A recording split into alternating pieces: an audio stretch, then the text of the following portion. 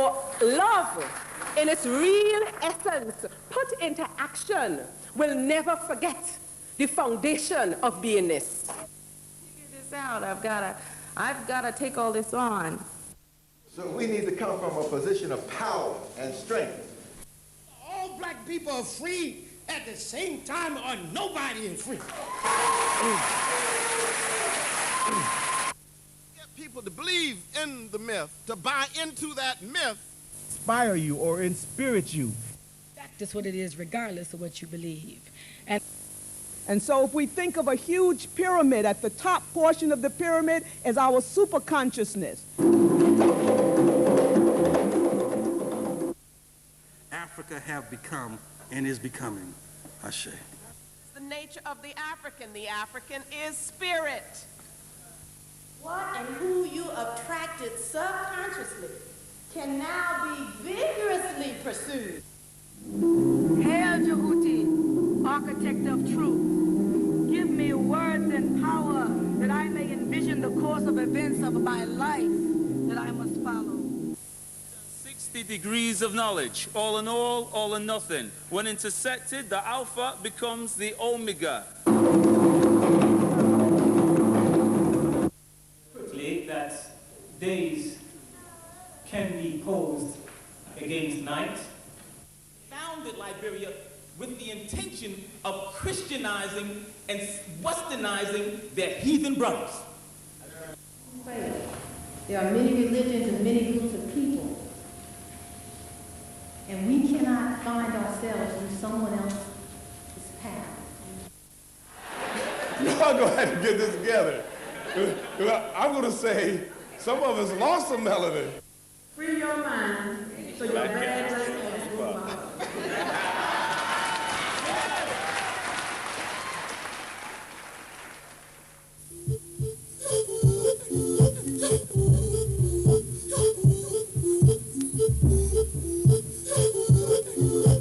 Come together, whether you be Islamic, whether you be Christian, whether you be of Rastafarian, whether you be Hindu, whatever you may be, we all believe and understand, for our people have said, never said there is not a God. For God. Upon him said, I come not to bring a new religion, but to restore that which was given in the beginning at creation. The hallmark of African civilization is a high moral standard. If we look, and if we are consciously looking, we can take anywhere we are, extract, understand it, and utilize it to help our children. We have a cultural issue before us. Our census. It is about to embark on the process of transformation. Tell yourselves, African people, transversing eternity, walking among gods, like shuttles flying across the loom through the threads of time.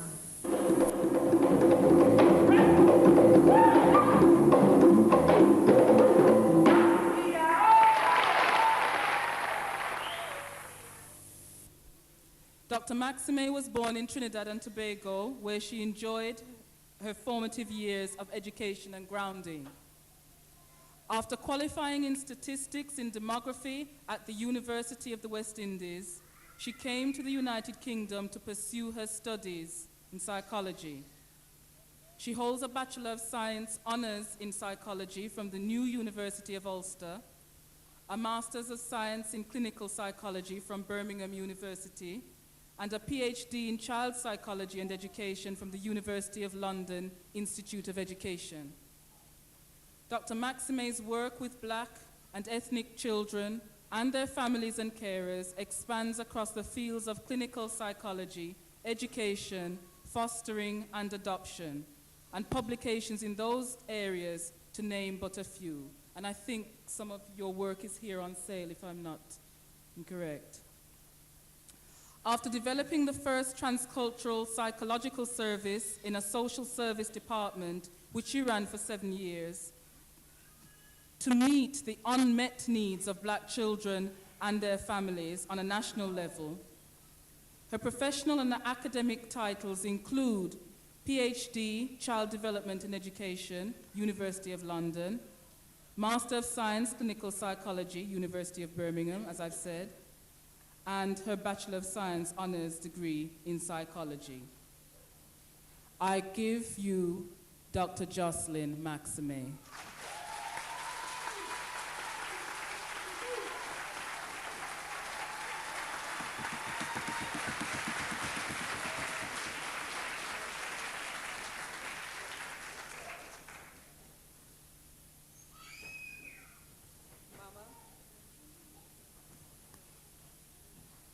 And all the illustrious ones, may those of us who have come this weekend to serve be so guided, inspired. May we share completely, and may we all receive. Ashe.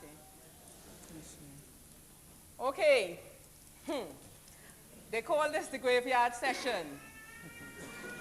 After you eat too much and want to nod. So, we have to do things whereby you don't nod this afternoon. Before we start, however, I just want to say, about 10, 12 years ago, I remember standing up in an audience, and there were two brothers, obviously from my past incarnation, sitting there, and afterwards, they came to me. One of them actually gave me a very moving poem, which I've asked his permission at some stage I would publish as part of my work in identity development and so on. But what was interesting, this young man pointed out to me, he said, look, you have something to be saying. Why are you putting up an overhead in handwriting? And I looked at him. I didn't find him out of order.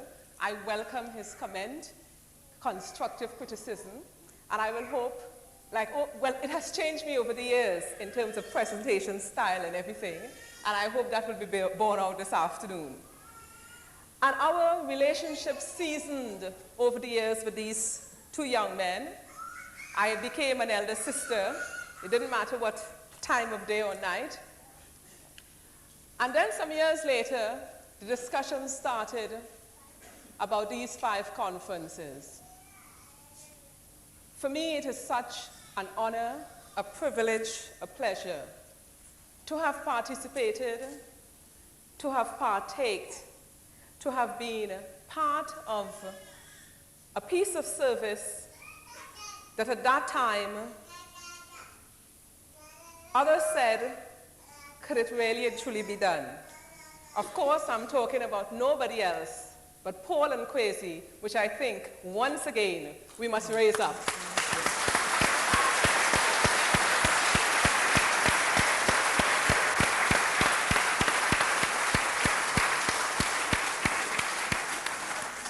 And of course, that does not exclude the beautiful work with this vibrant team that have been here over the past 5 years. So to you also, too, who worked very hard.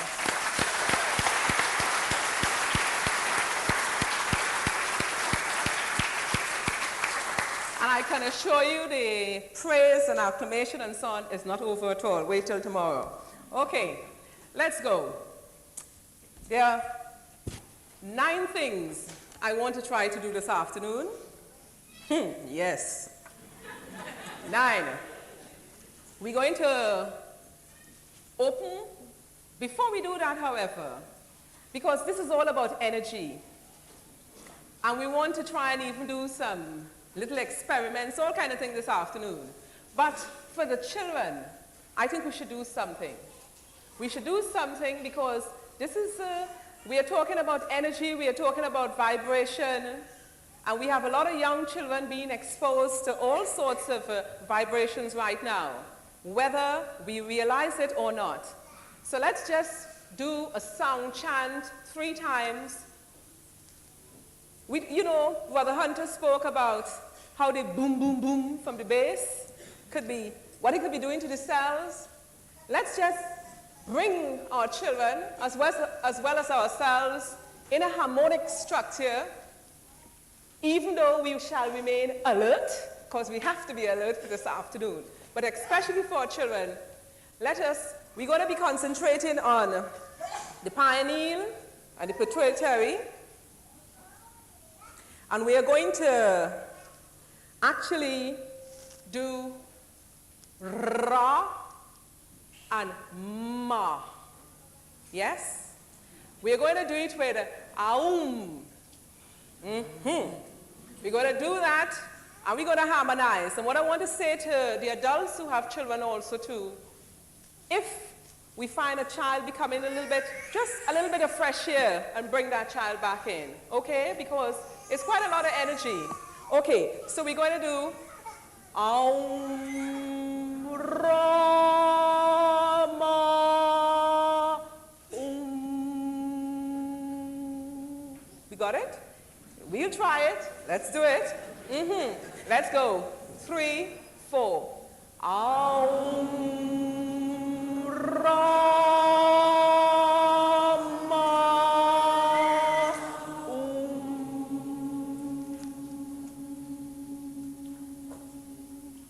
Again. Aum, ra, ma,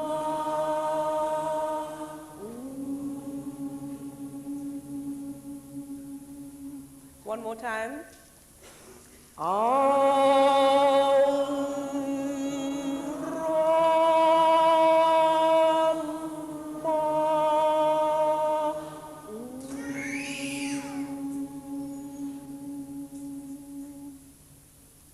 Beaut. Let's go. Are we ready? Okay, I'd like us now to start with an alternative weather forecast. Can I have it read? And let's pay attention. Here is the JMAX weather forecast. The following weather forecast has been issued for the people of the African diaspora. Temperatures, expected highs to reach in the mid-80s, lows in the mid to upper 50s. Skies are cloudy, compromising visibility. Barometric pressure is falling, indicating unstable weather patterns and extreme conditions. Winds are blowing from the African continent at a high rate of speed.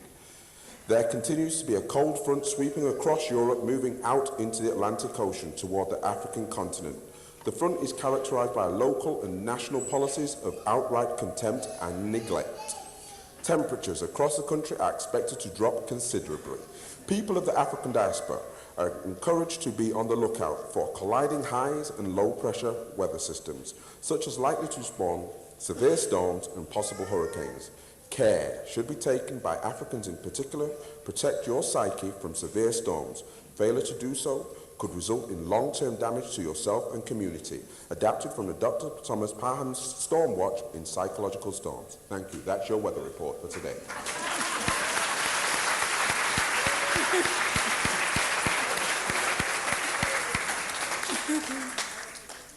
I say it with every bit of seriousness. We have to take care to protect that psyche. Basically, what I want to say could be just summarized. It's basically toward beingness. And all I want to consider, in a sense, the 9 things come down into 3. So that's still, we're with the triangle, and oh, it's beautiful. So it's living, livingness, surviving, and beingness. And this all, what I want to say this afternoon is caught up in that livingness, surviving, and beingness. When we come, we have life. And let's go forward. To go forward, you ate a lot, huh? So we have to work. Apart from we'll try and do some experiments and slip in various things. Let's just do something and put it down that we'll come back to. Because part of this afternoon, we have been hearing a lot of things over the past 5 years. People have been coming, brothers and sisters, giving us. I've been trying to do my little bit. We have been absorbing. All sorts of things have been happening. What I want to do this afternoon is, what are we doing with it? Where are we going? All this energy we're talking about, toward beingness, how are we utilizing it out there? To do that, I want us to start with this little experiment. Then I want us to reflect on what is an offer to our children. Then I want us to go on towards the essence of beingness. We'll take a little dip into identity, but not too much. Hopefully most of us would have heard that bit already and so on. I want us to concentrate more on like energy this afternoon. And as we concentrate on that, especially how that is going to be used and helpful to our children, then moving towards the spiritual center, understanding the limitation of the physical especially. And I think what I want to try to summarize and bring everything to this afternoon is, what do we need as possible structures or stroke organizations so as to clear the pathway for our children? You know, it's something we have to sit down and start really and truly attending to. Where are we going? What type of structures? And when we see efforts towards those structures, are we there to support, distort, contort, destroy, or to build? We got some searching and looking to do. And honestly, this morning we heard about Mayat. Really and truly, truthfully looking, we can all make mistakes. As it says, the person who have never made a mistake have never tried. But it's what we're going to be doing with it. And then we're going to return back to this experiment. And then we're going to round up things. Okay, so let's just have a quick show of hands, and somebody's going to give me a bit of a summary. So you're offering a service, right? See yourself as offering a service. What quality level will be acceptable to you? Okay, let's hear. I want to see a show of hands, for instance. Who is saying like 75%? That's good. Or 80, or 85, 90, 95, or even 99%. So let's start. Nice and quick. All those who say 75% would be reasonable. That'll be good. No offers? Don't feel shy. We have one brother to the back. We have two. Okay. What about those who say 80%? Don't go shy on me, you know. I tell you. As I feel you, hopefully you shall feel me. Let this energy circulate. Okay, all those for 80%? About 7. Okay, we have about 10 to 20. All those for 85?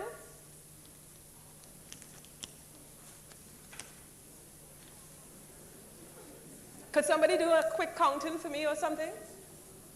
But we have more.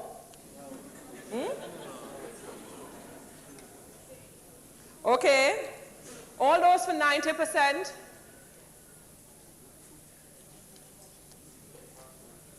Would we say about 25% of the, about a quarter of the people here? No? 20? 20. About 20%. Okay, all those who say 95% will be fine.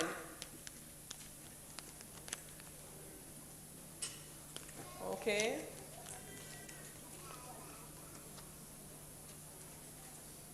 All those who say 99 will be good. Okay. Did everybody vote? Huh. If in our community of selves, you know, we're frightened to come out. All right, let's have another 20 here. Okay, let's put this down. We'll come back to that.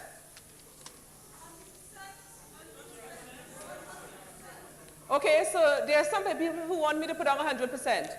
Okay, 100%.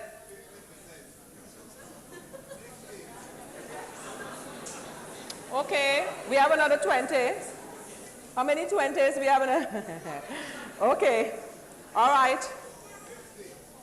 We'll get back. Oh, some people wanted me to say 50, and I didn't say 50. All right, we remember you, brother. We'll get back to that. No, I didn't say it in a negative way. We'll come back to that. Okay, but what are we offering our children? What's an offer to our children, and what's happening out there? This morning we heard about all sorts of various things with images and so on. We heard Brother Hunter, we heard Brother Small. We're all talking about energy, we're all talking about livingness, all talking about life. Ritual was also mentioned. Let's just do a quick brief, looking at rhythm, ritual, life. What are we talking about? Very quickly, rhythm, according to the Concise English Dictionary, and we come in from that, as Brother Hunter said, let's doubt first and then come through. Metrical movement determined by various relations of long and short or accented and unaccented syllables, aspect of musical composition concerned with periodical accent, duration of notes, harmonious correlation of parts. That's the bit we're going to concentrate on. Movement with regular succession of strong and weak elements, regularly reoccurring sequence of events. Rhythm, in fact, is what really designates a ritual. How many people are involved in rituals here? Please put up your hand. Then we have a near 40% of dead people in the audience. No, because we breathe, and breathing is a rhythm. And it's one of the most fundamental parts of livingness. It's one of the, I face teachers, I face fellow psychologists, social workers, and people talk about the problems of our youth. Problems with families, problems with anger, the violence in our societies. And we are not even using the God-given tools that we have. We don't even start with breath. The first ritual, we should teach children how to use and to perform and how to move rhythmically with life. That's what we're talking about with harmony. So when I say how many people involved in ritual, I ain't getting involved in that. We are. Every moment. We breathe. And we breathe so incorrectly also too. We breathe without even giving our lungs the chance. So no one on this earth can evade ritual or ceremonial, for the rising and the setting of the sun imposes a ritual. The cyclic passing of the years, everything, basically we are saying, everything has a rhythm, has a movement. There's no evading the process of ceremonial living. It is unconsciously recognized, blindly followed, and constitutes the great discipline of the rhythmic breathing of life itself. Patrice Malidoma Somé, in his wonderful book, Ritual, as well as another one which everyone in this room should have read or should read, of Water and of the Spirit, and have people read it. A ritual performed by a community liberates a certain energy that makes it possible for other rites to happen at a family and individualistic level. Ritual is not compatible with the rapid rhythm that industrialism has injected into life. And Brother Hunter mentioned that this morning. The boom of the bass. Nothing wrong with listening and appreciating to the music. But if it's going to be at the expense of the DNA, we have a problem. Where ritual is absent, the young ones are restless or violent. There are no real elders, and the grown-ups are bewildered. The future is dim. You know, it has been an experience, because in 1992, I remember over the years lamenting the fact that we had no institutions of our own. We needed more and more institutions of our own. And I remember making a promise at the platform We had it at Dulcie School in 1992. And I myself, my heart was beating because I was telling myself, would I be able to fulfill that promise? Because I remember saying, it's time we have institutions. This is, you know, we keep reading about what's happening with our children. And by September 1993, I was blessed with the opportunity to open my own center, the Clinical Psychological Service Center of Advancement Limited, which is in London at the moment. What that has shown me, it has been a painful journey in one sense, but a very, very educative one. One where I realize we say we need change. We say we need various things in our community. But when the time comes, are we ready to do it?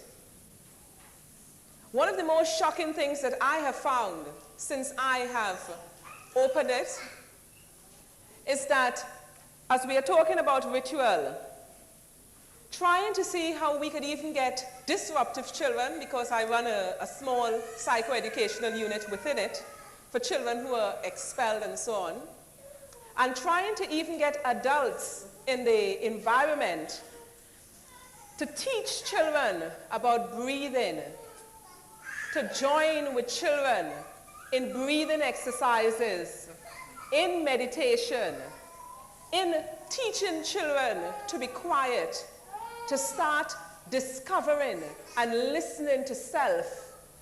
You would not believe that has been a journey. That is why I ask openly, what are we offering to our children, and what are we prepared to offer to our children? This is conference number 5. You know, it's not fear to people to be saying, yes, man, such and such a person dropped lyrics. We must go beyond those lyrics now.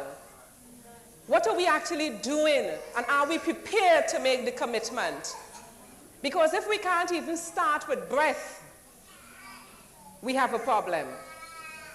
The more ritualize our space, the more ritualize our lives.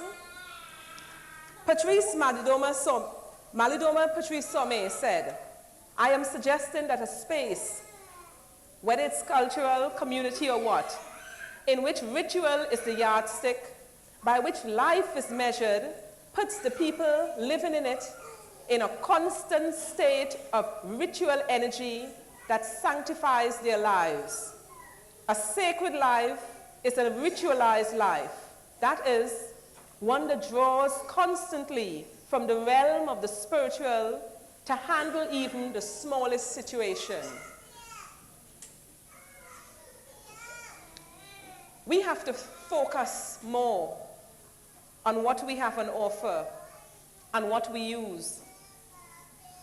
So many children, sometimes for the first time in their lives, people are asking them to be still, to listen while they are also being listened to. As simple as that.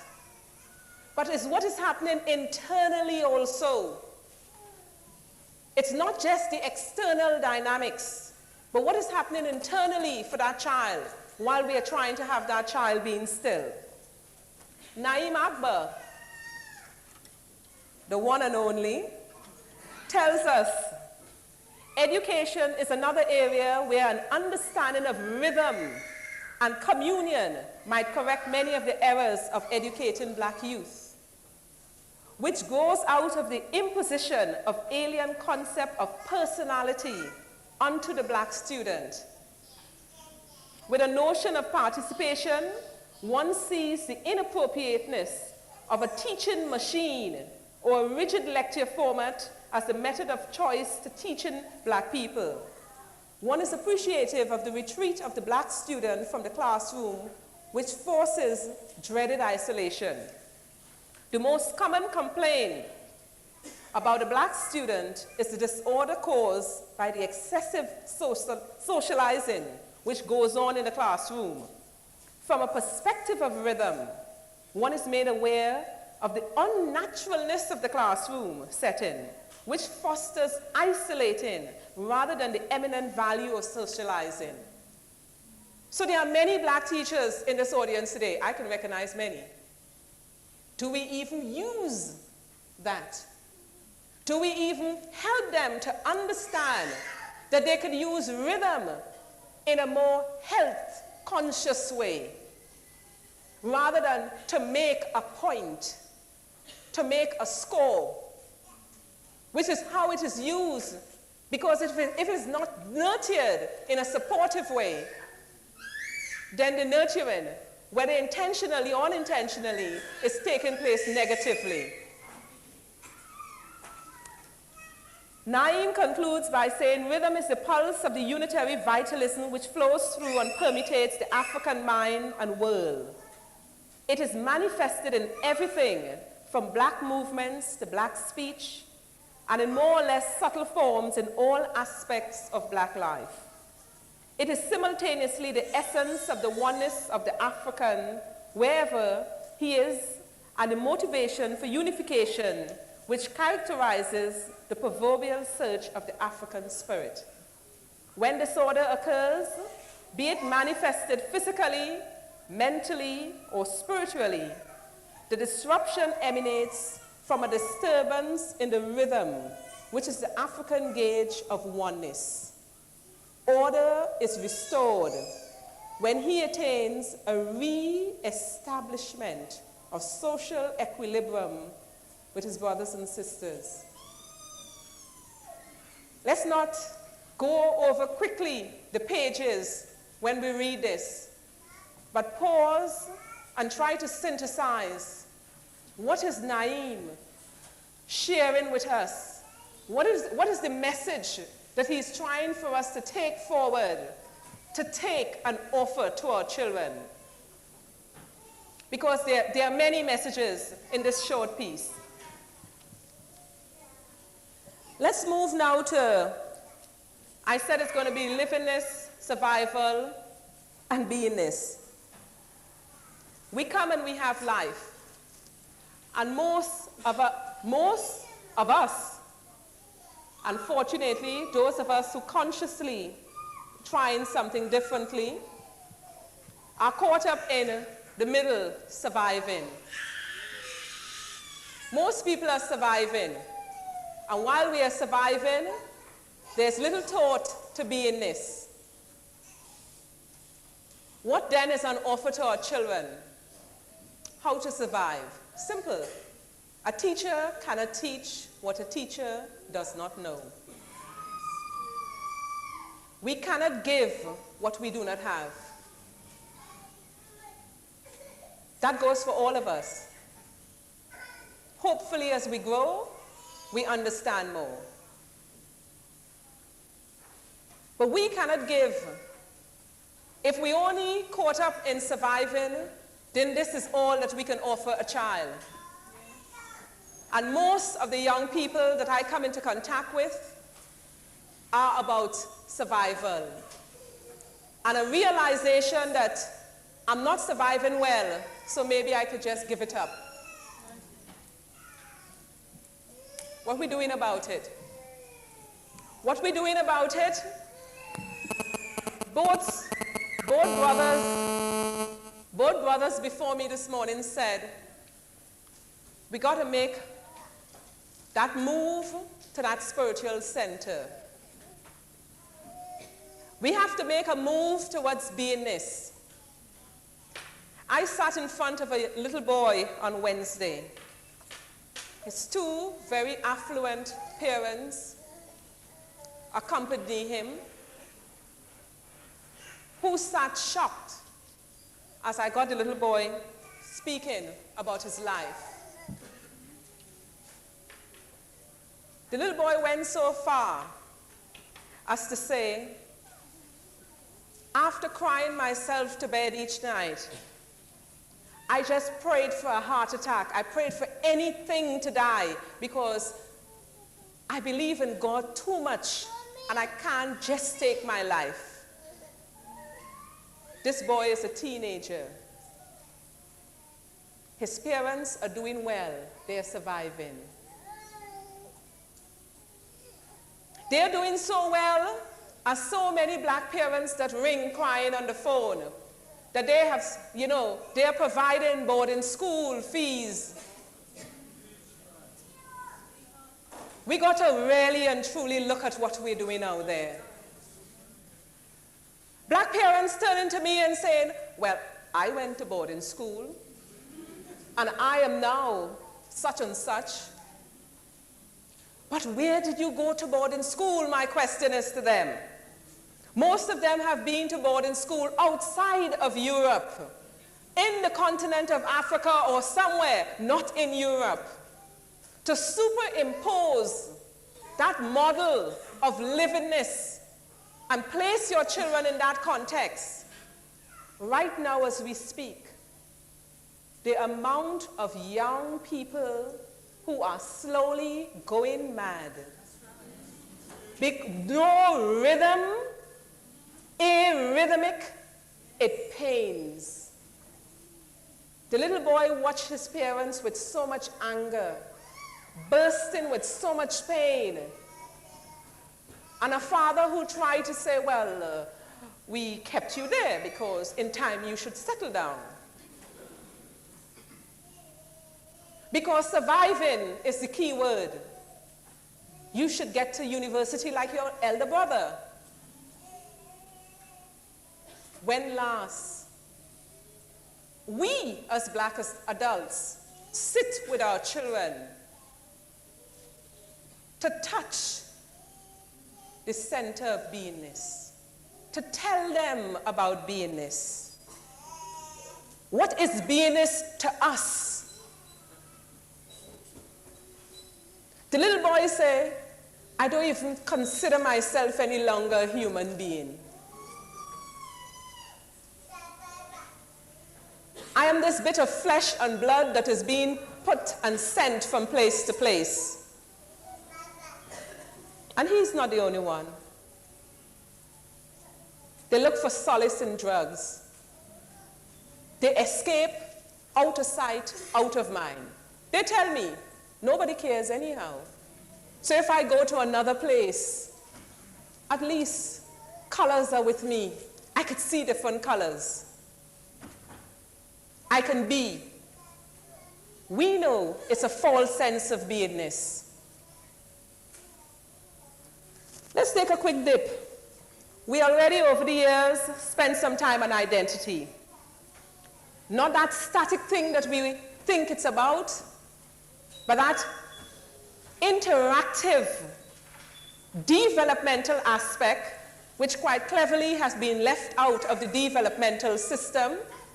So we only touch on sexual identity and those sorts of things later on, leaving out a crucial part of our beingness.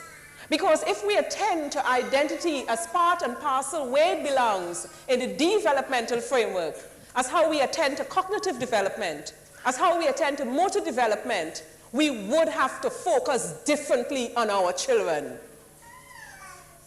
Everyone walking by have a walking knowledge of motor development. What is our walking knowledge of our racial identity? What about racial identity development? So we sit back and we get whatever is thrown at us. And listen, what's thrown at us is contrived, controlled, and planned.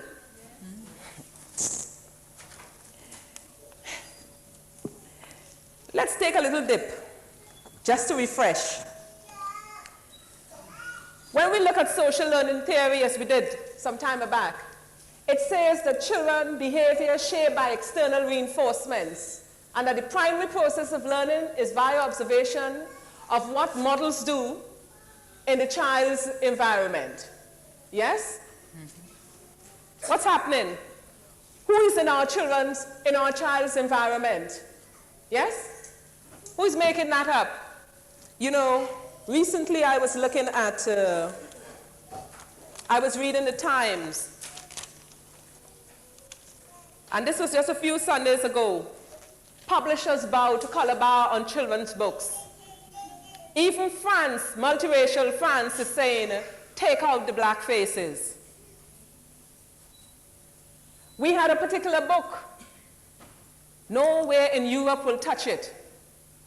It had to go to the United States to get publication. Even my little workbooks. In fact, I have on record, in writing, one particular publisher, whereby the white editors were getting their professorship and so on from our chapters. When I went to them with the little workbooks, the Black Like Me, one actually put in writing, it's too black a vent here. We have to be conscious that that is the reality that is going down. And if that reality is going down, how are we nurturing our children where that is concerned?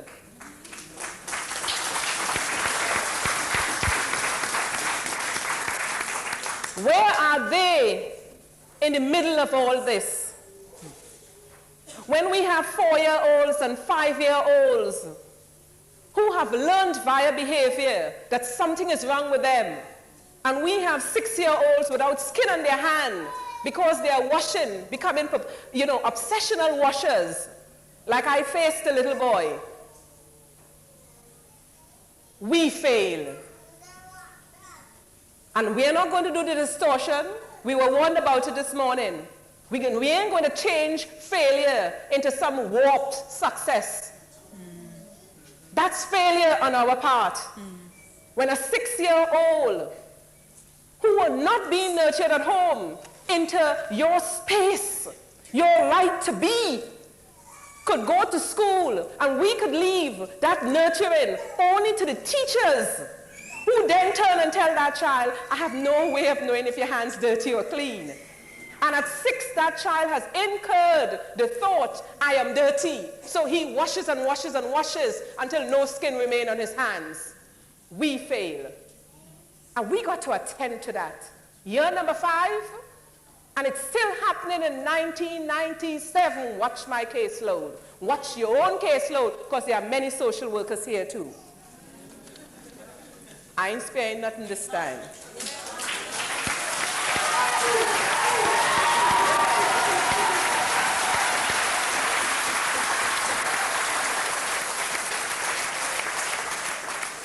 People pride themselves about Piaget. He wasn't talking fair enough about us.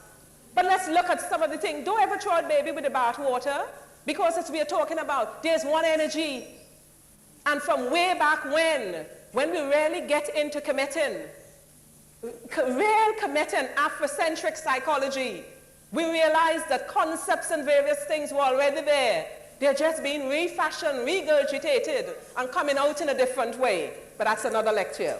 Anyhow, Piaget talking about between 7 and 12, the concrete operational stage. And when you think about it, when we think about one's racial identity, that foundation, I love that bit, because sadly, when I look at 15 years of case work in this area, I see that the bulk of that stage, with children having real profound problems about their identity, comes within the 7 to 12 age group. If we miss it before, it flows into it then. The bulge is created. If we fail still to see it, we have what we are reaping right now with the youths of today. In Britain here, people pride themselves, there's a lot of psychodynamic this and that. Every other black person you meet who is interested in counseling or something, run into the tabby to do something. Am I wrong? Psychodynamic this or psychodynamic. Okay, no problem. I'm not against. No. Right? Let's go with some of what they're saying, because I am prepared. If we look, and if we are consciously looking, we can take anywhere we are, extract, understand it, and utilize it to help our children. Because, okay, let's take a little journey with Klein. What is interesting, the bit that I think is interesting for us. She talks about the object relations and what happens when a child is inexperienced in a certain negative external reality, and the frustration the child experiences and is beyond his or her comprehension. Thus, a child's inexperience in integrating the outer and the inner realities stands unprotected and projects this rage, to the external objects while internalizing the same object in all its terror and fearfulness, which in the African community, we don't have to do a lot of psychobabble. Let's break that down and understand that. It is so simple. All it is saying, and what it is true about, if we are not nurturing our children to watch outside of themselves and see themselves positively, what happens when self unto self speak? What happened when you have a black teacher walk into the classroom? What happened when they have to come to see a black doctor? You have a rage that comes out, and black people watching it and saying, this child is so bad. We're not understanding that the child is crying for help. We're not understanding that somebody failed to help this child to see self as being, as real. That is what is happening in front of our very eyes.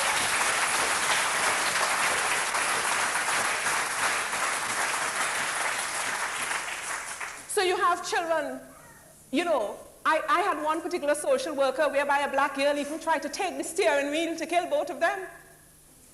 It's a reflection of you. But please, don't think we're only talking about children, eh? Oh, Lord. The amount of walking adults, and we go in there when we go into organization next, eh? We go in there because if it is not touched, if it is not challenged, if we don't do something about it, we walk with it, and we're talking about development. It is developing without that true sense of self. You think it goes? Years ago, I published, when we were looking, if we just look at a simple two-dimensional situation of the self, to demystify this whole confusion we have mixing up racial identity, personal identity. And we thank people like Professor Cross, Thomas, Beauty Boy, I call him, I mustn't say Beauty Boy, but this beautiful man, Thomas Parham, and who have done some sterling work in this area. And if we look at racial identity, we see racial identity in the smaller circle, and we'll come back to that. It represents the ethnographic core of self, yes? It involves the biological, genetic makeup of the individual. So, Michael Jackson, how much money, it doesn't matter what, the enlightening, whatever substance our brother had in the bottle for $30 at a go, you come in this incarnation with this, you leave in this incarnation with this. It's as simple as that.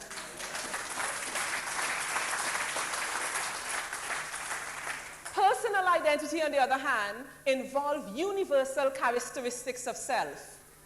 But what has happened to us over the years, we have been fooled. We have had people having our children, black and white, in the same room, doing all sorts of things on self-concept, self-esteem, and all sorts of things, and coming out and telling us about the identity of our children, etc., etc. Personal identity. Everything is subject to nurturance. If we could always, you're black or white, and you could have or lose self-confidence, right or wrong? So this is something to be nurtured. This has nothing to do. Race, it supersedes race. It supersedes even class.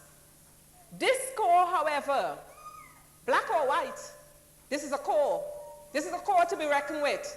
And as a core of self, it needs nurturance also too. So we owe it to all our children to nurture that foundation stone. If we fail to nurture that foundation stone, we are failing our children to stand up strong. It doesn't matter. Think of the house. You change from single glaze to double glaze. You move from ordinary net curtain to Laura Ashley. In the first storm, you still do not have a house because it collapses around you. And this is what is happening while some of us still partying.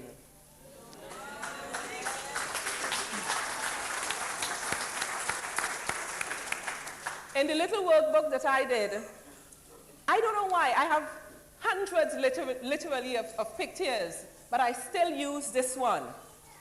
This is a little girl with hair short as mine.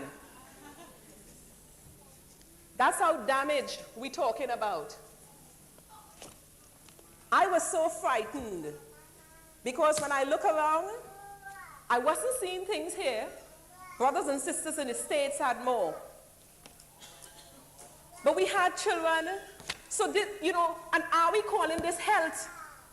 So it was my little effort. These are round and about, and we'll have some afterwards. But this is a little girl, never seen. You see the difference with personal identity and racial identity? So you put your money and send into private school, etc., boarding school, the whole works. If you don't put energy into that center core of self, you still have a bright little girl, never seen by a psychologist, drawing herself as that. She is going to be one of the greats. She is doing well in school. And people like Professor Harriet McAdoo, Professor of Social Work at Howard University, and her late husband has shown how there is a difference. One could be going on forward while we're leaving the other one submerged. We got to do something about it. We have to look at our children. Because this particular parent was so shocked. Because, and of course, the child's fantasy continued. She saw her hair as long. That's another section of the book. When she looked in the mirror, because part and parcel of what I felt we had to do over the years was to be doing mirror work with some of the children. She loved the eyes because it was a fantasy eyes. It's a beautiful little black girl. She didn't like the nose, the mouth, but she loved the head. It carried the fantasy hair. And she didn't like herself because I'm ugly. That is happening right in our bedrooms and we don't know. Because it's happening to some of the parents themselves.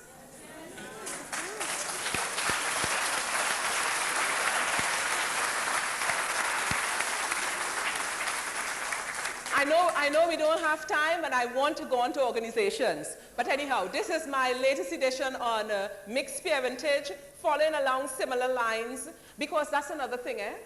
We have, I call it a situation. It is no disrespect, but I am calling it is a situation we are not attending to. We have a rising number of mixed parentage children moving into the care system, moving into mental institutions, moving into the prisons.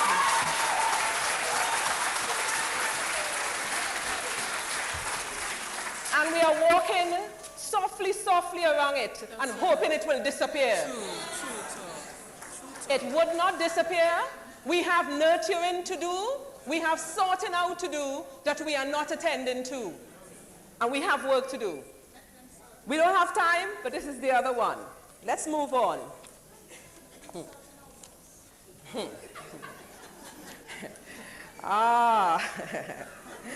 Oh, if we have time, we'll come back. If we have time. Dear me.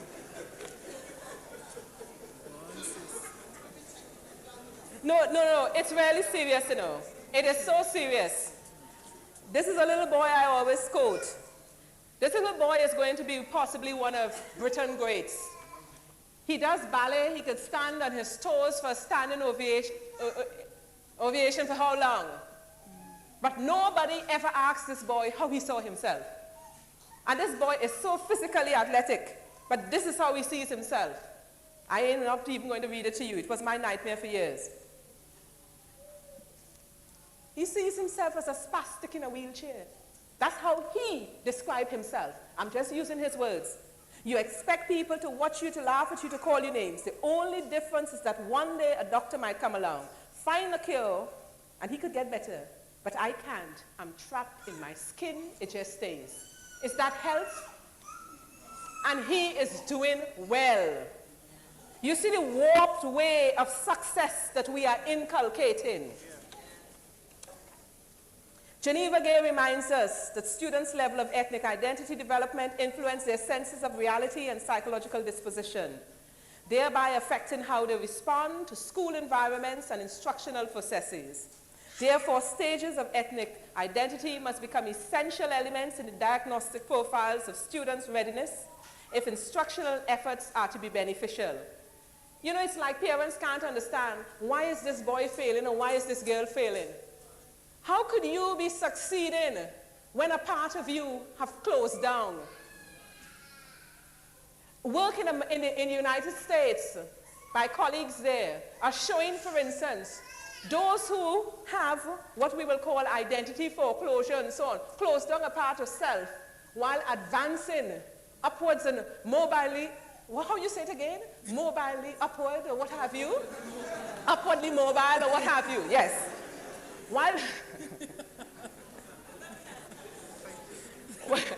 that is going on, yes, problems and everything else, in sexual relationships, all sorts of various things, because you have closed down self, which is hopefully what we'll go to quickly in a diagram I've tried to do to show the parts.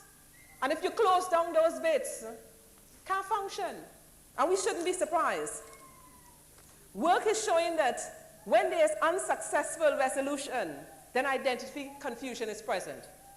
A noticeable pattern of non-resolution or identity confusion is identity foreclosure. On the surface, there's a resemblance to successful consolidation in which there are less problems. However, the conflicts have been lessened via avoidance. The individual's sense of direction and self is suddenly fixed, but towards withdrawal in conflict areas.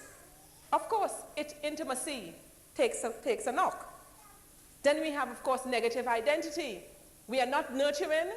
Some of us not even positively trying to be conscious role models, and I use the word conscious role models. So what we have our boys doing, like so many of them want to come in, they have the big jeans. Nothing going on here. 90-pound shoe, 100 and something pound jean, and they come in and they stand up in a particular way, and the kerchief hanging out in another way. I deal with them though, eh?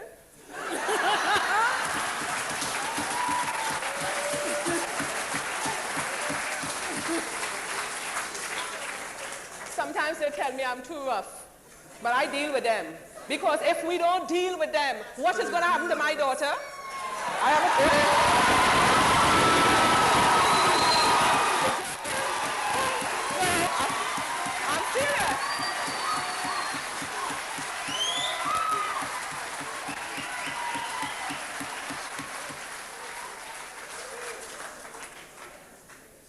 At the end of the day, what I am struggling to try and do is to see how we can even move forward. It's not just statically looking at the whole consciousness of developing being conscious as a positive African, understanding the whole aspect of personal identity and personality and all sorts of things, but understanding also too how we move to a universal identity, the whole energy of beingness, the whole oneness of self, the integration of all the parts into the whole. How? It's difficult, and how do we take that concept to children? Part and parcel of the concept I try to do sometimes. Before we began, I just took a needle, I put a thread onto it, and it's just in a magnet. But that's part of how we show children also too. If we start with the simplest thing, material things. Here we have normal needles, just took them out of a pack, and for some of us who were staying in that hotel, they had a little pack of needles. I teach children about, and I'm hoping to get more and more people helping me teach children about influence. So we tell the child, I don't want you to line in with such and such. He's a bad influence to you. Well, what does that mean to the child? I'm going to show you with even a little needle and thread. So there is the needle. Needle has been magnetized. The rest hasn't been magnetized. But I am going to pass it by the other needles, and let's see what's going to be happening. So it has magnetized another one. Have you seen it? Another one is on, sorry, it just fell. Let's see. This is a magnetized needle. It's just picking up another one. As I leave this here for a little while, This other one is going to pick up another one.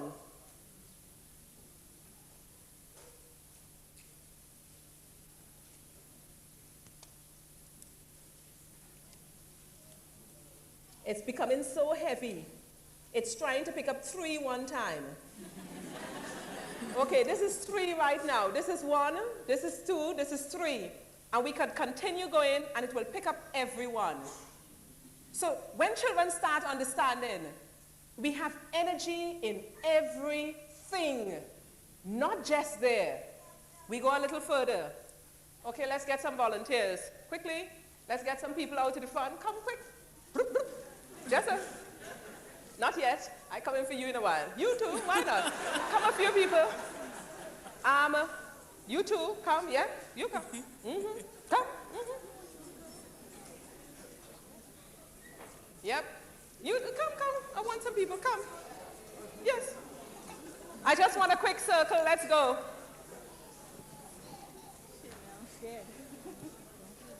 Come, I want some people, man. Come, rest down that and come. Come here.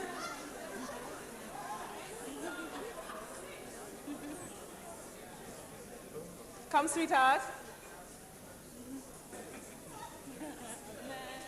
Okay.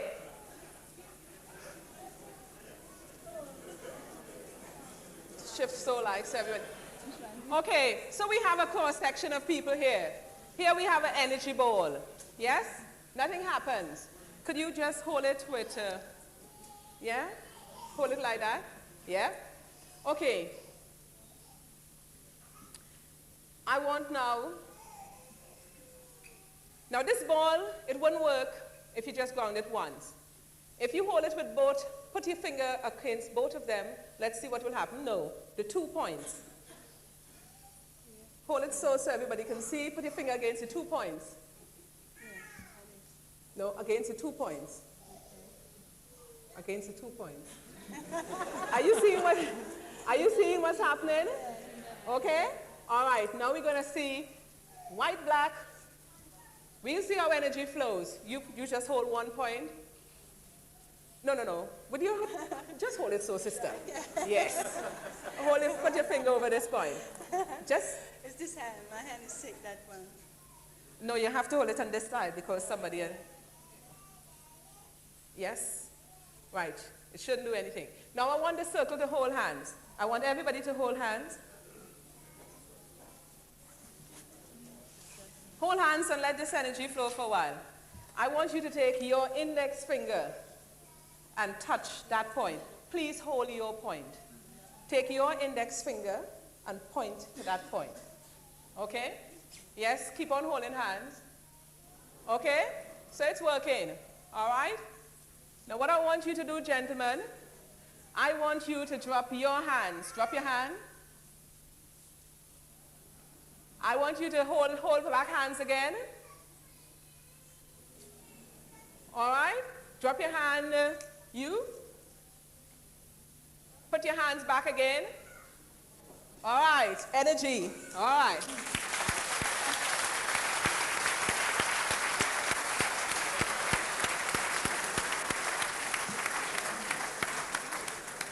But we don't stop here. We have to show children. We can't stop here because children need to know within you have this energy. Where's Paul? Paul, don't do this to me. Could somebody call Paul, please? And 4 volunteers, 4 young. Where's Paul? Brother Paul? Right. We want Brother Small. Yeah, we don't mind. You could fall asleep and all. Please, we need his chair. Could Brother Paul please come? Yeah, we're going to give you energy, man. Don't worry. We want you to sit and relax. Call in Brother Paul. Is he on his way? Could somebody ascertain where is Paul, please? And we have 4 young brothers out here. Is Paul on his way? Yes, he's on his way. He'll come. We must have faith.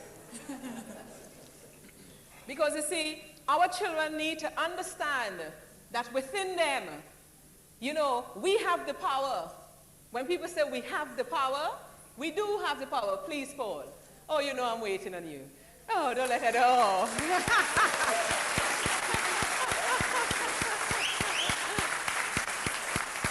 Okay, I want us to just do a quick energy experiment. These are the 4 young people, and that's about the small.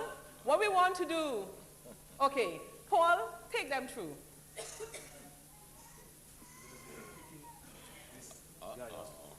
We want these 4 young, we want these 4 young people who obviously can't lift this man. We want them to lift him high, yes? But not just lift him high, don't worry. Hold on. Not just lift him high. We're going to want them to lift him high just with this. Just using the energy brought to one point. Now you put the finger under his leg there. Now under his arm here. Could we contribute? Remember, this is all energy. We need you also.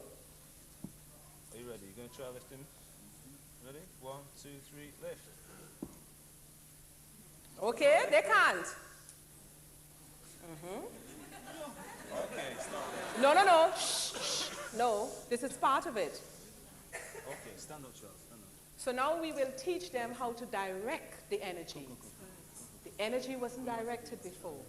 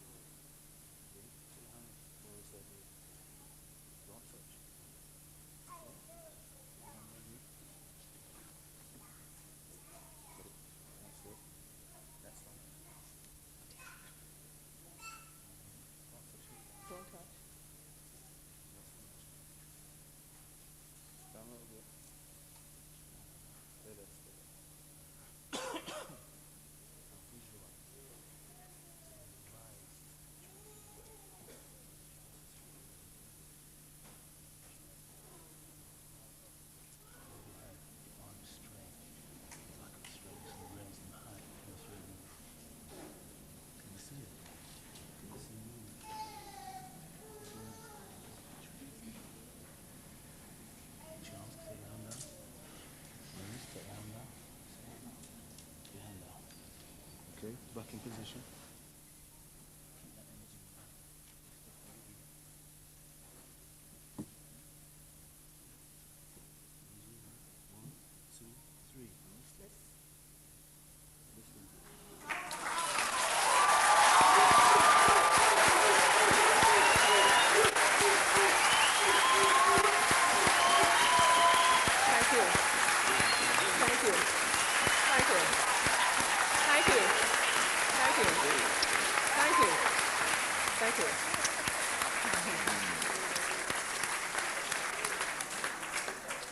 You see why we're not using our children as we could?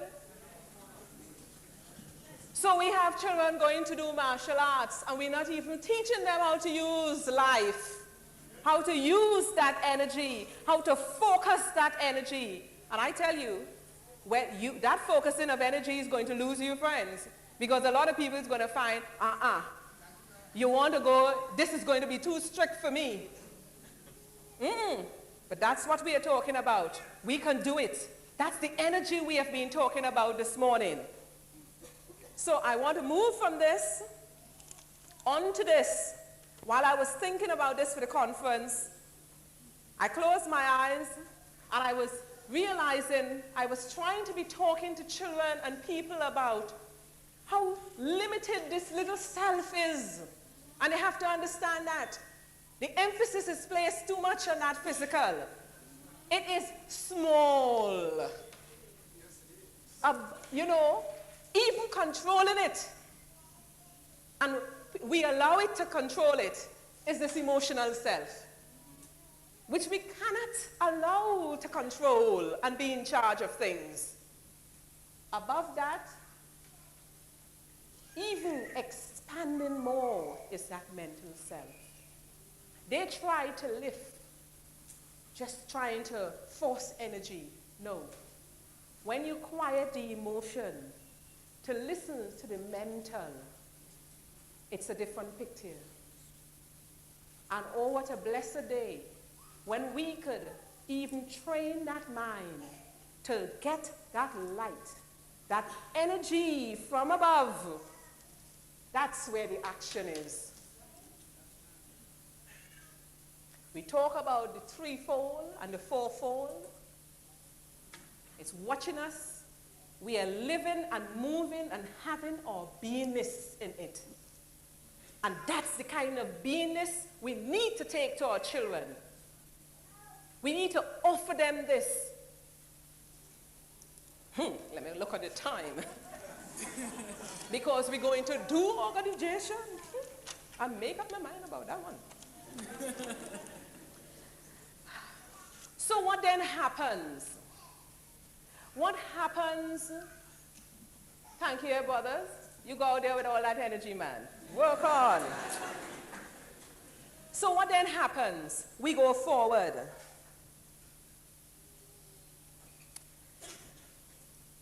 You know, we have a lot of overnight businessmen and businesswomen. Now let's be honest, man. Let's talk some serious talk now. Drop some mayat.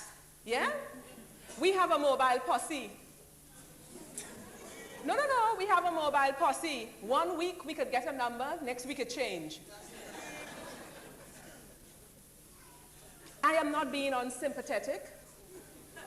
But we are not, you know, it's like Sister Skegmet this morning turned, and we were talking about some trips to the mother.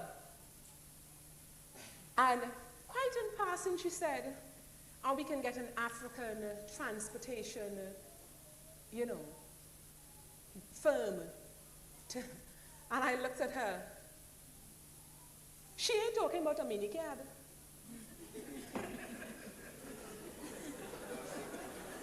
No, it's time we buck up to that, you know. It's time we buck up to that because, you see, it is not happening because we have a problem with reflection of self in greatness and beingness.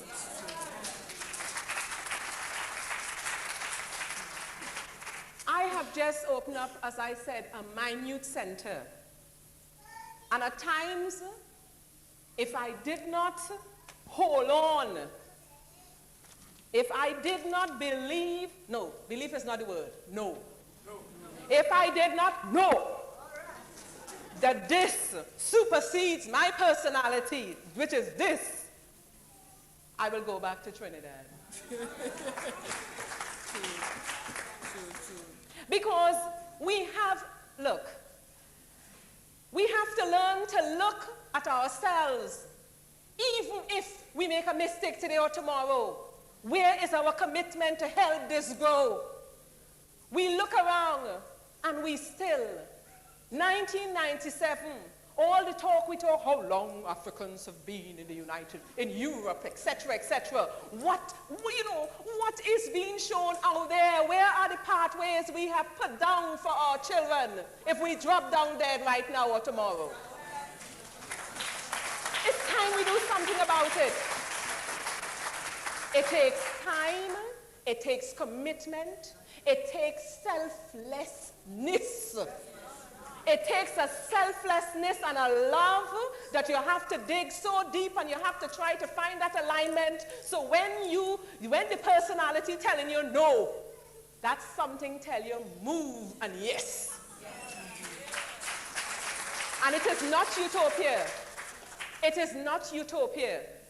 When I left what was seen as a comfortable position heading of the department, people say you have to be a fool now. When I turned to national organizations and said, I do not want a penny. I prefer to borrow from our money in the bank. Our taxes and everything. I prefer to borrow from that. No, we have to do it. Because if we keep on with the community centers and the hand-me-down with the grants, and I'm not being disrespectful now, we are going always to be under control.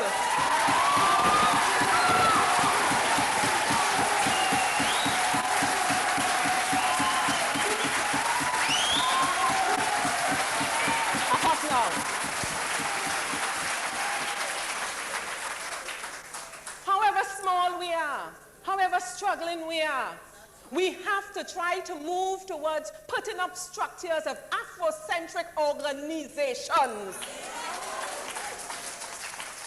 This sister, I pay enough respect to Nzinga, have done a beautiful framework. Let's take a run through of it. It is not utopia, but we need. It's so hard because we are out here in the Eurocentric things all around us. It's like I watch a sister working in an organization set up for black young children, all black staff. And my lip trembled, but I had to ask the question, who owns it? Of course, it was not black owned. But you know what was her question when I said, you have any questions to ask me? She said, you mean since you set up 3 years now, you're still going? You still going? No, I'm sorry. A rough, fair enough. She will remain a worker. Yes, we want workers, but how about if we're working for us? How about if we're providing a service to see how we walk forward? And not every time, if we turn to each other and say, I'm sorry, such and such is wrong. Like somebody told me I'm an A1 student, I don't need to be told such and such. So I go on. We know the outcome. I'm sorry, it's time for us to be blunt. We should have more reflections of ourselves because those racial identity, as Brother Wade Nobles was here, large as life, kissing us and telling us, man, is an extended sense of self. As we look and we see the reflection of ourselves, and this is what our children need, especially in a place like Europe. Our children need to look out and see us. This sister was saying, if we look at organizational dimensions, if when we look at cosmology, like a worldview, and it is not utopia, we can work towards it. If we want to set up and work towards an Afrocentric organization, we're talking about a oneness with others, as opposed to the enculturated organization, you know, a little identity foreclosure. I've made it now. I have my bachelor's and my master's and my XXXXY. And, you know, I mean to say I can present myself quite well, and it doesn't matter if, you know, business push decide about self. But we function in chaos, and that's exactly what they call. You stay in the realm of survival. And remember, we can't teach what we don't know, so how are we going to teach a child beingness when we're stuck at the survival stage? Because when we look across at the Eurocentric organization, we're talking about control. Let's not mess around with that. It is clear, it is cut. It is there. When we look at the axiology, when we look at values, if we want to work towards the Afrocentric organization, we're talking about humanistic, people-oriented. People-oriented don't have to be without conflict, you know. Some people, that the first sign of conflict are gone. No. We know it in our context. Even if people have to take it by the shoulder and say, sit down and listen. But let us resolve it. You see how we have moved away from the sense of self? That somebody can't even tell us now, well, I don't like this or I don't like that. So we have a mixed material and personal. But from where most of us are, it is straight materialistic orientation. When we look at the ontology, the nature of man, what is kind of the concept, all of that makes up a business, makes up the organization we're talking about. It's not just how much money we can borrow, we have or we don't have. Natural goodness, as opposed to needs correction. Do to others before, getting there first. When we look at epistemology, the source of knowing, the African-centered organization has to work towards some sort of spiritual source. With a number of Eurocentric organizations, we know it's self. I always say, all right, mate, you're the mate. Yourself. You gotta get it right for you, mate. You have the incultured sophisticat. God and self. Well, yes, you know, there's a little, appreciation, yes, there's God, business and things like that, but you know, I got to develop this, it's all personality. So this is why we can't take a touch. This is why we can't even take a blow. Because what getting the blow? Think of personality is the emotion will be getting lash and various parts of you. You're following me? You with me? Let's journey, you know. I think this is stay solid. Organizational style, philosophy. You have large profits. When we move along to the sophisticat, support of freedom. Of course, as human beings, we know the rest. We can work, however, within the Afrocentric towards support and care for the group. The management style, we can have a communal team-oriented, and it takes time, because when the people have no positive reflection of self, you don't get a team overnight, I have learned that. We can't get a team overnight, and people in that team have to be patient and give of themselves in order for us to learn and relearn and return to love. Because most of us still loving it. It's on the, we're on the periphery. Oh, Lord. Support and care for the group. Leadership, selected by people. It could take place. You don't have to move to the despotic. It don't have to be authoritarian, as most of us are working in. The administrative style could be more humanistic. Doesn't have to be built on favoritism. You were in the same college, I remember you now, you know. It don't have to be based on the bottom line either. And we have to tune into those sorts of things. Power and authority could be spread. It don't have to be mistreatment and misuse. It don't have to be in the hierarchy either. Decision making could be collaborative. It don't have to be win or lose. But the inculturated person brings to the organization personal issues. So we try to find something somewhere. You must have something in some cupboard. So I could throw that at you. We have a problem. Decision making, problem solving, both sides could win. It don't have to be handed down. You don't always have to be, we could negotiate a compromise, and people going around for years later feeling bad and guilty. And staff relations, it don't have to be person to object, in which most of us live and work. It don't have to be benevolent authoritarianism, as how we have so many of the black foreclosures who head departments and head various things and wear the most beautiful garments and robes.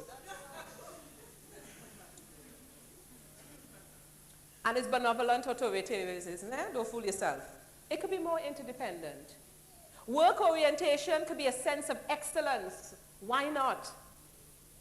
It don't have to be just personal orientation, let alone in the organizations we work with in the Eurocentric structure, quantitative output. Productivity don't have to just be competitive. No. It don't even have to be based on the job. You know, you have some people and you watch the potential in those people, but they have been bred so much by the system. Even when they come into a black organization, it's like robots coming in the morning. I do this and I go out. Based on the job, I can do my job well. We need more. We need more because our children need more. And in order for us to build, we have to give more. Productivity could be in cooperative teams. So where do we go from here? Let's look back at our experiment, at the good enough scale. You know something? Very briefly, and Chair, I'm doing well, eh? I'm behaving myself. Oh gosh, yes. Very briefly, even if we chose 99.9%, let's look at it. You know, if we chose 99.9% equality level, it could mean 12 newborns will be given to wrong parents a day. No, let's look what 99.9% mean. 99.9% mean 114,500 mismatched pairs of shoes could be shipped in a year. 18, you know what I mean to say, a whole set of things, sorry, that's male, would be mishandled per hour. 2.5 million books could be shipped with the wrong covers if we're working at 99.9% level. 2 planes landing at Gatwick could have a crash per day. You see what we're talking about? We could have 315 entries in Webster Dictionary could be misspelled. 20,000 incorrect drug prescription could be written this year alone. Thousands of income tax returns could be processed incorrectly. Some of us may prefer that, but at the same time. 5.5 million cases of fizzy drink produced could be flat. Over 100 pacemakers operations could be performed incorrectly. And I've adapted various things from the research from these two authors. So basically, what I am saying, our aim must be 100%.